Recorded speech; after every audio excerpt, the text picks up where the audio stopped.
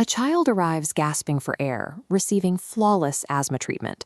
The child stabilizes, leaves, and within weeks returns with the exact same life-threatening symptoms.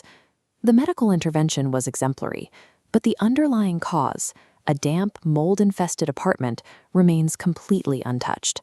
This recurring failure is driving the update to CanMEDS 2026, which formally integrates planetary health and health equity into physician training. These additions highlight the competency sufficiency error, the assumption that because clinical competence is necessary for a good outcome, it is sufficient to generate actual health. Teaching a medical resident to identify a housing crisis does not solve a housing crisis. Education alone cannot alter physical and political realities. When faced with complex systemic issues, organizations often default to a specific administrative response, adding new societal problems to the individual physician's competency checklist. Under this model, a clinician asking a patient about a social determinant is graded as if they possess the capability to actually change that determinant. Institutions often substitute the individual responsibility of a doctor for missing organizational infrastructure. Curricula adopt the language of advocacy, treating a doctor's call for change as a substitute for actual public and legal authority. This leads to exhausted trainees and symbolic assessments. Hospitals count completed screening forms instead of asking whether a patient's life actually improved. We must stop expanding the physician's duties beyond their legitimate authority to act. Improved health outcomes depend on connecting professional competence to material-enabling conditions through a distributed architecture of accountability. This nested model of health enablement moves outward. The innermost field is clinical competence, treating immediate danger first. But doctors can't guarantee follow-through alone. The second layer is teams and collective work. Yet teams are constrained by infrastructure, revealing the third boundary, institutional capability. Hospital administration must actively fund referral routes to legal partners, protect staff time for complex cases, and build record-keeping workflows that track social exposures. Institutional design dictates whether a physician's clinical competence can actually be executed in reality. Beyond the hospital lies a hard boundary. The fourth layer represents the enabling conditions of living. A clinical prescription cannot legally force a landlord to remediate a damp, moldy building. Changing those conditions requires the outermost layer, governance and jurisdiction.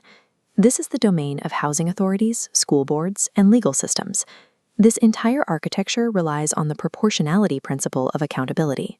This principle dictates that accountability scales with an actor's legitimate jurisdiction, their resources, and their practical power. Physicians account for diagnosis and referral. Housing agencies manage legal enforcement and conduct building inspections. Defining these jurisdictional boundaries allows the system to address the competency sufficiency error directly. To operationalize this complexity, we use the LIFE framework. These 4 recursive questions keep systemic problems actionable. We can stress test this model with a patient navigating cardiometabolic disease in an environment dominated by aggressive commercial food marketing. The first quadrant is L for life. What specific life capability or dignity is at stake? For this patient, the goal is metabolic health, dignity, and access to effective care, not merely a lower lab value. The second quadrant is I for influences. Which changeable conditions actually produce the problem? We identify specific external pressures, like food affordability, targeted commercial marketing, and income instability. These influences are distinct from a patient's medical knowledge or their level of personal motivation. The third quadrant is F for fit. We match each necessary action to the actor who holds the authority and resources to perform it. A clinician treats the patient's metabolic needs, but a public regulatory body must address food marketing or negotiate supply chains. Regarding indigenous health, fit requires acknowledging distinct indigenous jurisdiction and self-determination over food security and data, rather than offering generic dietary advice. The fourth quadrant is E for evidence. What material outcomes actually changed for the patient? If an intervention generates screening paperwork but fails to improve material exposure, the LIFE framework exposes that failure. This framework shifts the responsibility from the individual clinician to the institutional leaders designing new equity or planetary health initiatives. Before any new program launches, leadership must complete a life constraints audit, focusing on the pre-mortem stage.